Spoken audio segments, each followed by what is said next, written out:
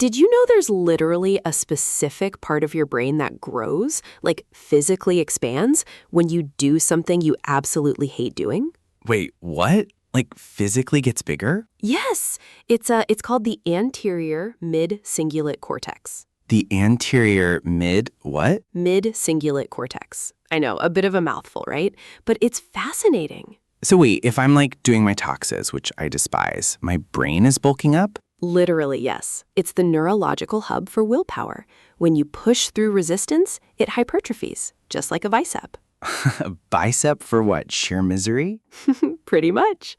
Welcome back to English Pod Center, everybody. I'm Luna. And I'm Lucas, currently wondering if my brain is absolutely shredded from all the emails I avoid answering.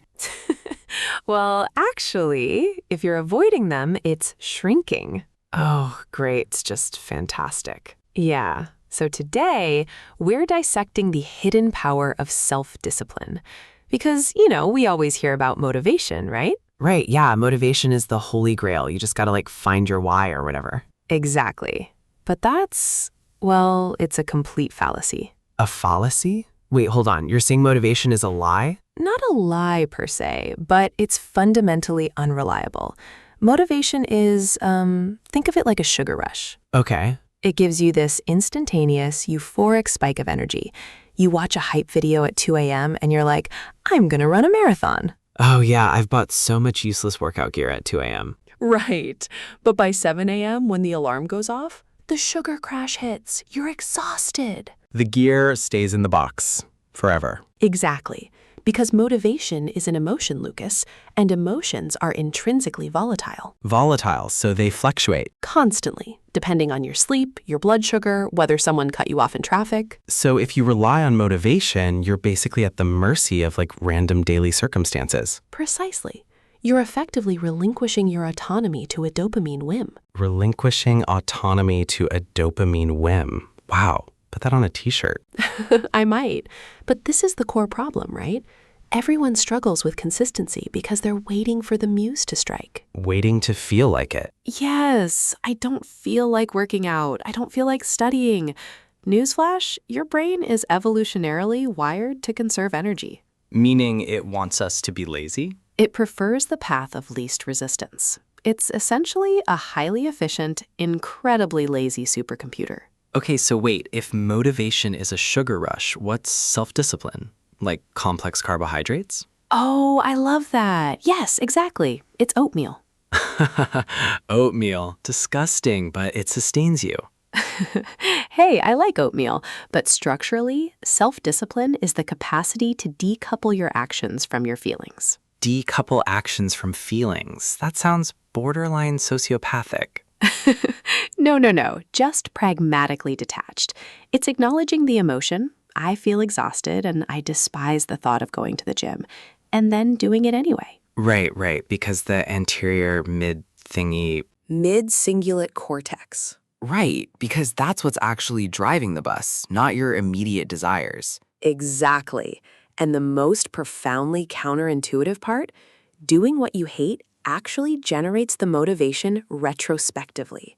Wait, back up, say that again? We usually think it goes motivation leads to action, which leads to results. Yeah, that's what everyone thinks. But neurologically, it's often action first.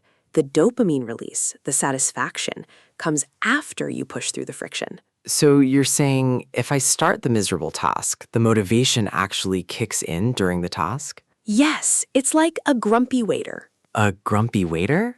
Okay, Luna, explain this one. Hear me out. If you sit at a restaurant waiting for a grumpy waiter to come to you, you'll starve. True. But if you walk up to the kitchen, grab the tray yourself, and start serving, the waiter suddenly panics, runs over, and starts helping you. Oh, that's actually a really good analogy. The waiter is my motivation. Exactly. Motivation only shows up when it sees you're already doing the work without it. Mind blown. So I literally have to force the issue to wake up my own brain. Exactly, Lucas. And that's why self-discipline isn't a personality trait. It's a highly trainable cognitive muscle. So anyone can build it, even someone who, hypothetically, hit snooze 4 times this morning? Yes, even you. But you have to start applying specific, deliberate friction. Deliberate friction. Okay, I'm terrified but intrigued. How do we do that? Okay, so deliberate friction it's basically engineering your environment to make failure exhausting. Making failure exhausting, right? Like, we humans are fundamentally wired for the path of least resistance, right? We're lazy by evolutionary design. Oh, 100%. I mean, if there's a shortcut, I'm taking it. Exactly. So if your phone is sitting right next to your bed, Which it is, obviously. right, which it is, grabbing it and scrolling requires zero friction. It's just too easy. So deliberate friction would be, what, putting it in a literal vault? I mean, if you have a vault, sure.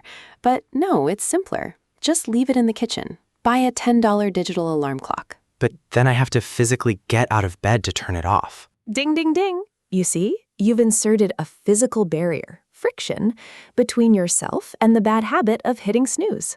Because by the time I'm in the kitchen, I'm already upright. The grumpy waiter is awake. Yes, the grumpy waiter is awake. You just hacked your own inertia. That's actually brilliant. But wait, what about the psychological side, like procrastination? Oh, procrastination is fascinating because it's not a time management issue, Lucas. It's an emotion regulation issue.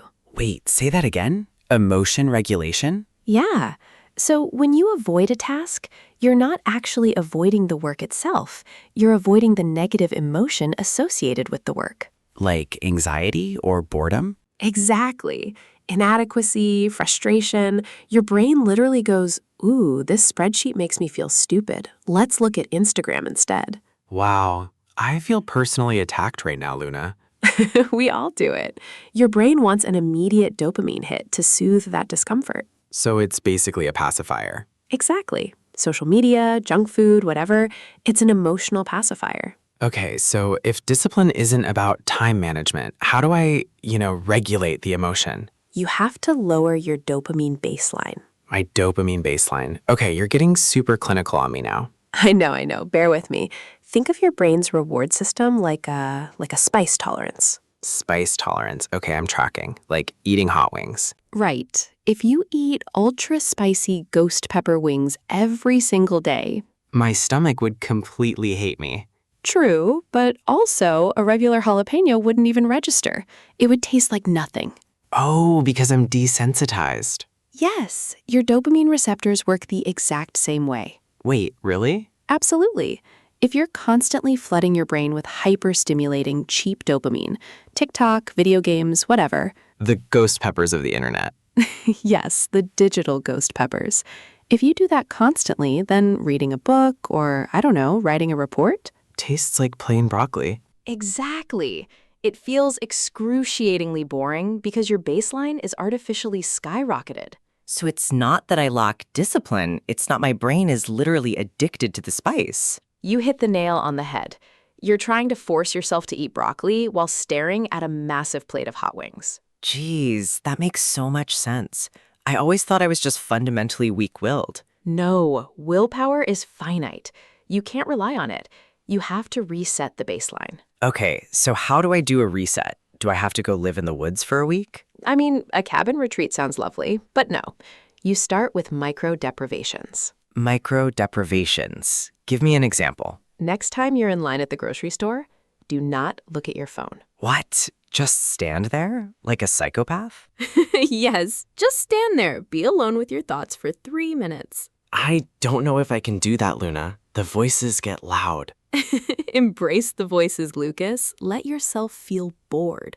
Boredom is the precursor to deep focus. That is wildly counterintuitive. We're always taught that boredom is bad. It's a modern myth. Historically, boredom was the catalyst for all human innovation. Like, I'm bored, let's invent the wheel. Kind of. It forces your brain to generate its own stimulation internally, rather than outsourcing it to a screen. Okay, so step 1, embrace the boredom. Stand in line like a weirdo. Step 2 is applying the 5-minute rule to the task you're dreading. 5 minutes? That's it?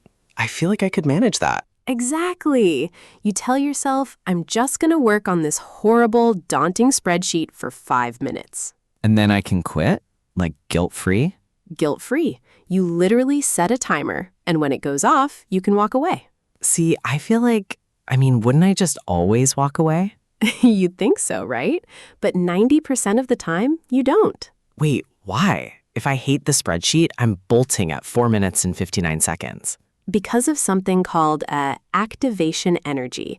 It's a chemistry term, but it applies perfectly to cognitive psychology.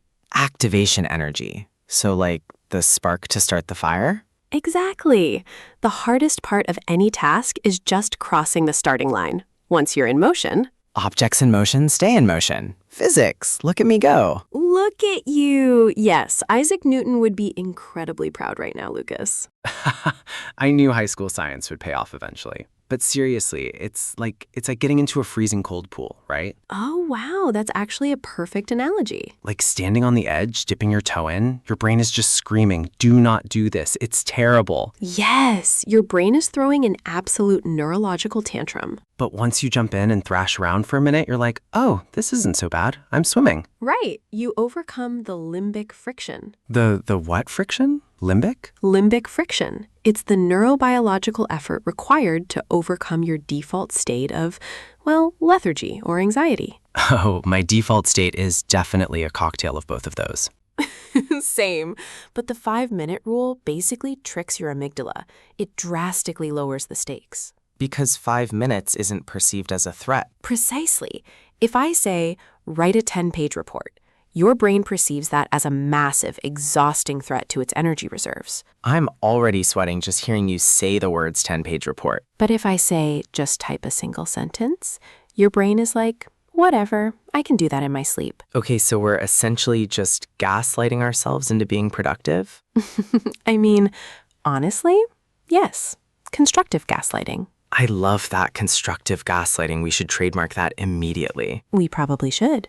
But here's where it gets really profound, Lucas, because once you've started, Right, once I'm thrashing around in the cold pool. you have to shift from relying on sheer discipline to relying on identity. Relying on identity? What does that mean? Like faking a British accent while I do the spreadsheet? No, Lucas, not a British accent. Although, if that somehow helps you. It doesn't. My accent is atrocious. Hello, Governor. Look at these Excel cells. Please stop. No, it means changing how you conceptualize yourself at a fundamental level. Okay, I'm listening. Break it down for me, Luna. So imagine you're trying to quit sugar, right? Hypothetically, because I would literally never give up donuts. Fair enough. But imagine someone offers you a donut. Most people trying to build discipline will say, no thanks, I can't eat that. Right, because they're on a strict diet. Exactly. But saying I can't implies that you implicitly want it, but some external rule is restricting you. Oh, wait, so you feel restricted, like you're being punished by your own diet? Yes, it requires immense, draining willpower to constantly deny yourself something you believe you still inherently want. So what's the alternative? Do I just stare at the donut and cry silently? No, you literally just change one word. Instead of I can't eat that, you say I don't eat that. I don't eat that. Huh, that sounds, I don't know, kind of arrogant? It's not arrogant, it's psychologically empowering. I don't is an identity statement. Oh, now I get it. You're claiming a completely new personality. Like, I am simply not the type of person who eats donuts. Exactly. It completely shifts the locus of control from external restrictions to internal identity. Wow, that's actually huge. Because I can't sounds like a grumpy waiter telling you the kitchen is closed. A grumpy waiter. Actually, that visual is spot on. But I don't sounds like a boss. Like, take your glazed donut elsewhere, peasant. I am a health god. You definitely don't have to call them a peasant, but yes, the cognitive shift is profound. That is wild. Just swapping out one tiny verb reorganizes your entire psychological framework. There was actually a robust clinical study on this. The I don't group was something like 60% more likely to stick to their goals long term than the I can't group. 60% just from a semantic vocabulary tweak? Literally just a vocabulary tweak. Because willpower is a finite cognitive resource. It eventually gets depleted. Right, especially if you're standing in line without your phone, bored out of your mind like we talked about earlier. Nice callback. But yes, if you rely entirely on sheer brute force willpower, you will inevitably crack under the pressure. So the ultimate trick is to make self-discipline a core part of who you are, not just something you temporarily do. Exactly. It's what developmental psychologists refer to as identity-based habit formation. Wait, identity-based? Like, I have to literally brainwash myself into thinking I'm, I don't know, a monk? No, you don't need to join a monastery, Lucas. But you do need to internally crystallize the behavior. Okay, but how? Because, like, it's one thing to say, I'm a runner, and another entirely to, actually drag yourself out of a warm bed at 5 a.m. Right. The execution phase is where most people stumble. So let's give the listeners a tangible practice, a truly actionable framework right now. Ooh, yes. Give us the secret sauce, Luna. It's called the implementation intention strategy, which sounds super academic and dry, I know. Implementation intention. Wow, try saying that 5 times fast.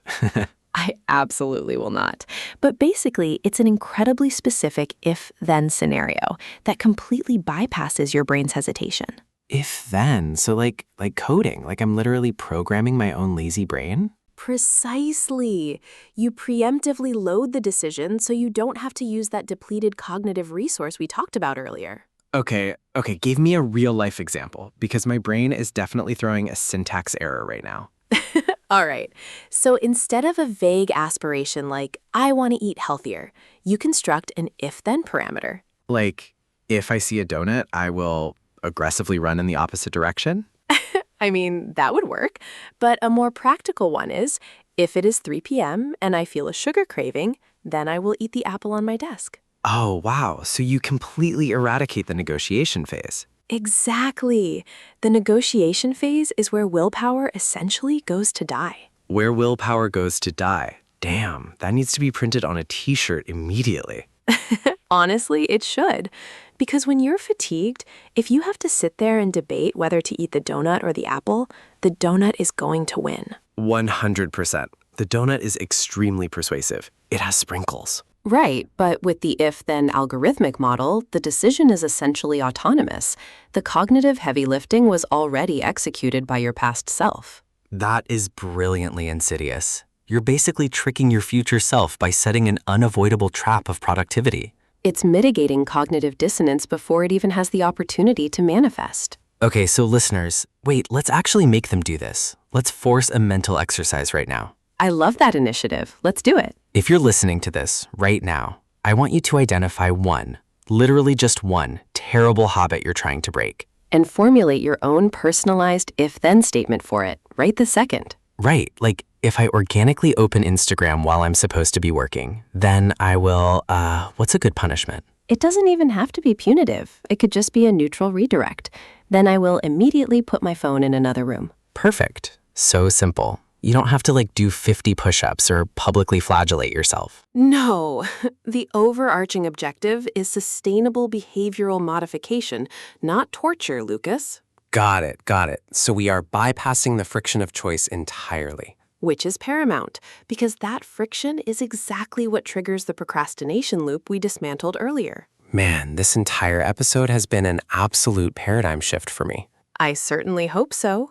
At the end of the day, discipline really is just the ultimate manifestation of self-compassion. Whoa, wait, say that again? Discipline is self-compassion? Think about it.